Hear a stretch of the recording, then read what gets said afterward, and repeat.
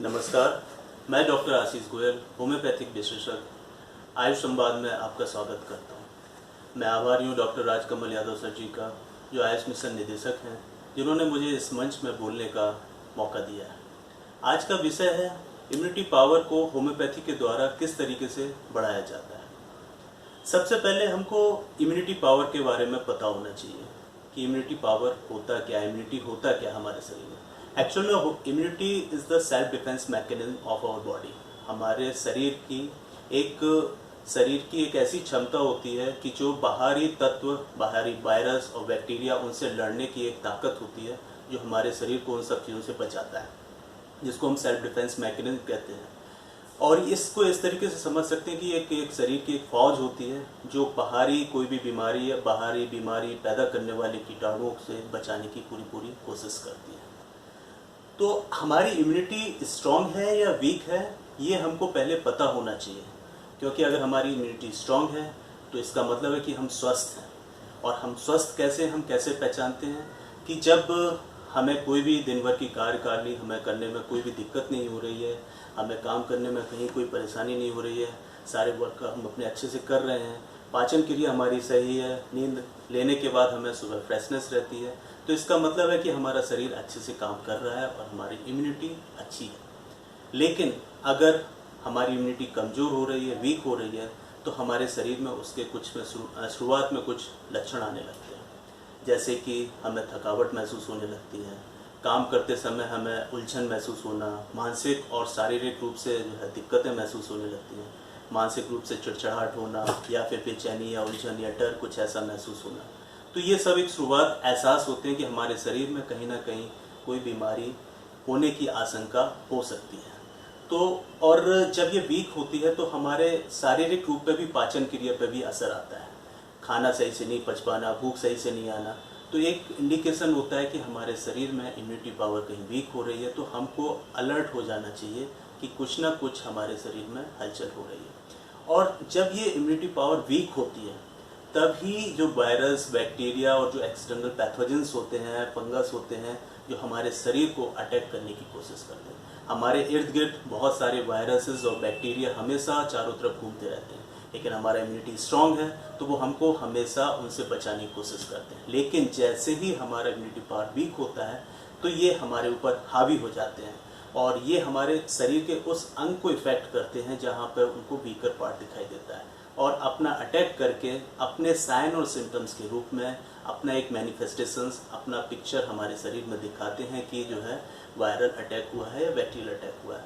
तो जब हम पहचान पाते हैं कि हाँ भी कोई शरीर में कोई इन्फेक्शन आ गया, but actually virus and bacteria are not the cause of the disease, they are the end product of the disease process. Viruses और बैक्टीरिया हमारे शरीर में कैसे आए, क्योंकि हमारा शरीर का जो इम्यूनिटी सिस्टम था पहले वीक हुआ, यानी कि हमारा शरीर कमज़ोर हुआ, पहले बीमार पड़ा। बीमार पड़ने के बाद ही हमारे शरीर पर वायरसेस और बैक्टीरिया ने अटैक किया और फिर हमको वायरल सिम्टम्स या बैक्टीरियल सिम्टम्स जो हैं वो शरीर में कहीं ना कहीं दिखाई दिए। तो हमारा एक्चुअली अब ये वाला पार्ट जो है, यहाँ पर जो लो इम्यूनिटी वाली बात आती है कि जब वायरल और बैक्टीरिया अटैक करते हैं, तो यहाँ पर होम्योपैथी सिस्टम का मेन रोल होता है, क्योंकि homeopathy treats the patient not the disease.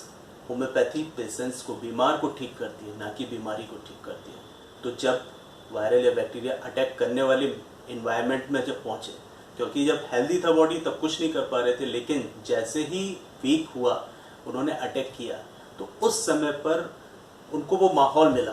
तो इस तरीके की जो कंडीशन होती है, हमारे होम्योपैथिक सिस्टम होता है, उसमें हम उसके एक पिक्चर बनाते हैं कि उसमें मेंटल चेंजेस क्या हुए, फिजिकल चेंजेस क्या हुए। जो चेंजेस हुए मेंटल स्टेट में या फिजिकल स्टेट में, तो वहाँ से कोई एक दवा निकल के आती है जो उसकी एक सिमिलर मेडिसिन होती है।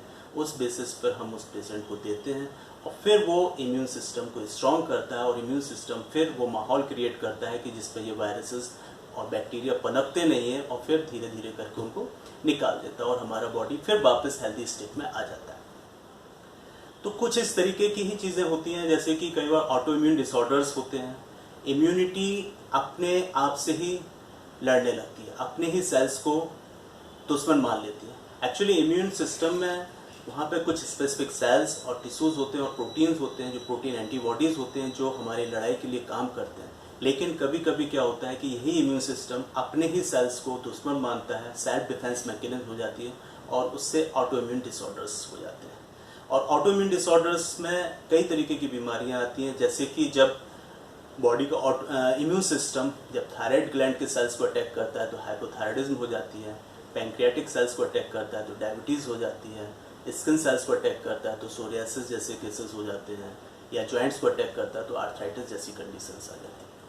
तो ये ऑटो इम्यून डिसऑर्डर हुआ। तो अब यहाँ पर कोई वायरल नहीं है, कोई बैक्टीरिया नहीं है, लेकिन ये इतनी भयंकर बीमारियाँ पैदा हो रही हैं। इसका मतलब है कि हमारा शरीर का इम्यून सिस्टम जो गड़बड़ हुआ है वो कैसे गड़बड़ हुआ और उसको कैसे सही करना है। तो यहाँ पर हम क्या होते हैं कि होम्योपैथी में, जिसको हम बात करते हैं कॉन्स्टिट्यूशनल अप्रोच, जिसमें हर एक इंडिविजुअल का अलग अलग पिक्चर बनता है कि उसके मानसिक रूप से उसको अकेले में अच्छा लगना, गुस्सा आना, या लोगों के साथ व्यवहार कैसा करता है, शारीरिक रूप से उसको खाने में क्या पसंद है, मीठा पसंद है, नमकीन पसंद है, गर्मी ज़्यादा लगती है, सर्दी ज़्यादा लगती है, पसीना ज़्यादा आता है। तो इस तरीके के जब हम लक्षण लेते हैं तो हर एक इंसान की कुछ अलग दवाई आती है और उसको वो कॉन्स्टिट्यूशनल मेडिसिन बोलते हैं। जब उसको हम वो दवा देते हैं तो उसके इम्यून सिस्टम को वो ठीक करता है, और जब वो इम्यून सिस्टम ठीक होता है तो ऑटोमेटिकली जो सेल्स को जो डैमेज कर रहा था तो फिर वो उनको आइडेंटिफाई कर पाता है कि दीज आर आवर सेल्स, तो फिर वो पार्ट्स को वहाँ से ख़त्म करता है और हमारी डिजीजेस इंप्रूवमेंट की तरफ आती हैं।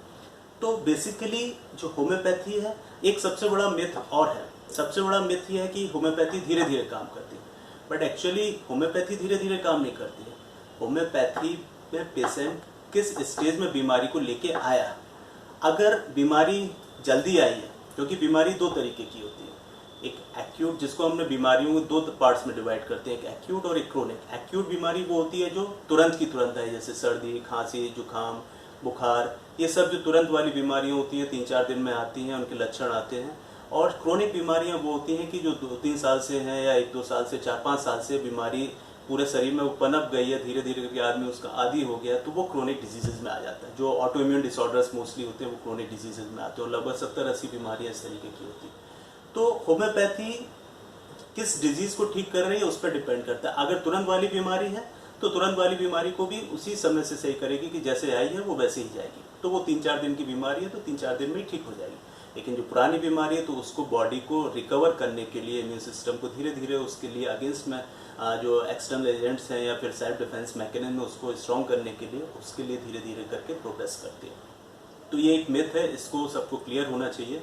तो इसलिए कहीं भी कोई भी दिक्कत आए तो उसको तुरंत की तुरंत नज़दीक होम्योपैथिक फिजिशियन से कंसल्ट करना चाहिए।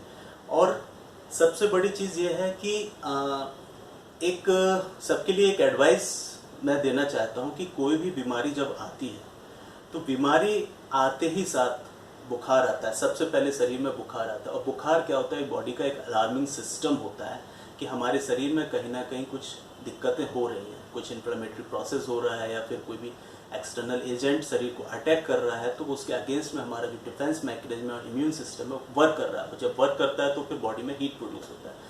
तो इसका मतलब ये नहीं है कि उसके हीट जो प्रोड्यूस हो रहा है या फीवर प्रोड्यूस हो रहा है तो उसके लिए हम कोई बुखार उतारने के लिए दवा दे दें, क्योंकि बुखार उतरना तो आसान है, लेकिन जो अंदर शरीर के अंदर चल रहा है वो ठीक नहीं होगा तो वो बुखार फिर से आएगा। तो उसकी वजह से क्या होता है, कई बार दिक्कत हो जाती है कि बुखार उतरने की वजह से पेशेंट को जो है मेडिसिनल फिर कॉम्प्लेक्स हो जाने लगते हैं, फिर वो डिजीज डायग्नोसिस फिर दिक्कत होती है कि फिर उस कंडीशन में क्या होता है कि उसकी बॉडी फिर डिस्टर्बेंसेस की तरफ ज़्यादा जाने लगती है। तो ऐसी गलतियां जल्दी नहीं करना चाहिए। किसी को कोई भी अगर सिम्टम दिख रहा है तो सावधानी पूर्वक किसी भी फिजिशियन से कंसल्ट करके ही किसी दवा का सेवन करना चाहिए।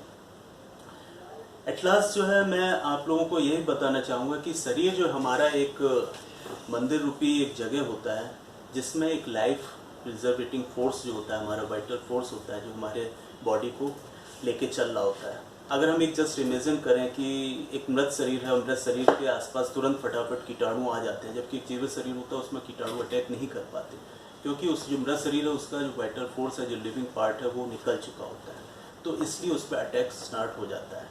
तो हमारा शरीर एक सुंदर सा एक स्वस्थ शरीर होता है। तो इसके लिए मेनली हमारा इम्यून सिस्टम को स्ट्रॉन्ग कैसे करना है उस पर हमें हमारा सबसे पहले बेसिकली यही ध्यान देना चाहिए कि हमारा जो लाइफ स्टाइल है वो अच्छा होना चाहिए। लाइफ स्टाइल अच्छा करने के लिए खान पान, जो बहुत ही आजकल की खान पान में जिनका आदमियों का ध्यान नहीं जाता है, बाहर की चीज़ों को खाने में तुरंत चले जाते हैं। तो खान पान में जो सीजनल वेजिटेबल्स हैं, सीजनल फ्रूट्स हैं, जिनसे हमारे शरीर को पौष्टिक आहार मिलता है, विटामिन मिनरल्स मिलते हैं, उनको खाना चाहिए। दूसरी चीज़ है बराबर नींद देना चाहिए, क्योंकि शरीर थकता है तो उसको आराम जब मिलता है तभी वो अपने शरीर के अंदर की चीज़ों को वापस लेके आ पाता है। तो प्रॉपर नींद का होना चाहिए, पानी का इंटेक बराबर होना चाहिए, और सबसे बड़ी चीज़ है कि फिजिकल वर्कआउट अगर नहीं कर पा रहे हैं तो एटलीस्ट कुछ स्टेप्स की वॉकिंग होना चाहिए। तो इससे क्या होता है कि हमारे शरीर की स्फूर्ति बनी हुई होती है और इम्यून सिस्टम भी हमारा स्ट्रांग रहता है। तो ये सारी चीज़ों को जब हम ध्यान देते हैं तो हमारा शरीर भी जो है ठीक रहता है और इम्यून सिस्टम ठीक रहता है। क्योंकि अगर एक छोटा सा एग्जाम्पल देखें कि 4 लोग अगर किसी वायरस के एक्सपोजर में आते हैं, लेकिन 1 या 2 ही लोगों को वो अटैक क्यों होता है? क्योंकि उनका इम्यून सिस्टम वीक है, इसलिए वो माहौल मिला, वायरस या बैक्टीरिया को उसने अटैक किया।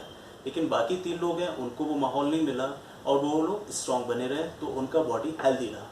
तो यहाँ पर बात यह है कि जब ये सारी चीज़ें जो वीक इम्यूनिटी और स्ट्रांग इम्यूनिटी की बात करते हैं, तो होम्योपैथी जो अप्रोच करता है वो कॉन्स्टिट्यूशनली सिम्टोमेटिकली अप्रोच करते हैं। हम 4 सिम्टम्स लेते हैं, 4 सिम्टम्स में हम सिलेक्ट करते हैं कि इसकी इम्यूनिटी को कैसे स्ट्रांग किया जाए, क्योंकि आफ्टर ऑल जो बॉडी है वही उस एंटीजन जो बॉडी में वायरल और बैक्टीरिया हैं उनके अगेंस्ट में एंटीबॉडी फॉर्म करता है। तो जब बॉडी का वो पार्ट स्ट्रांग होगा तो वो अल्टीमेटली उसको रिमूव करने की पूरी कोशिश करता है। तो हमें बस अपने शरीर का ध्यान रखना है कि खान पान हमारा अच्छा हो और पानी पीने का पूरा प्रॉपर डाइट होना चाहिए, 3-4 लीटर का पानी इंटेक होना चाहिए, नींद पूरी बराबर होनी चाहिए। तो इसलिए मैं आखिरी में आप लोगों से बस यही आग्रह करूँगा कि स्वस्थ रहें, स्वस्थ जीवन जिएं, अच्छा सोचें, अच्छे विचार लाएं, क्योंकि अच्छे विचार से ही शरीर की आगे की जो कार्य प्रणाली होती है वो उसी पर ही चलती है। जितने थॉट्स हमारे अच्छे होंगे तो उतना ही शरीर हमारा स्वस्थ रहेगा। धन्यवाद।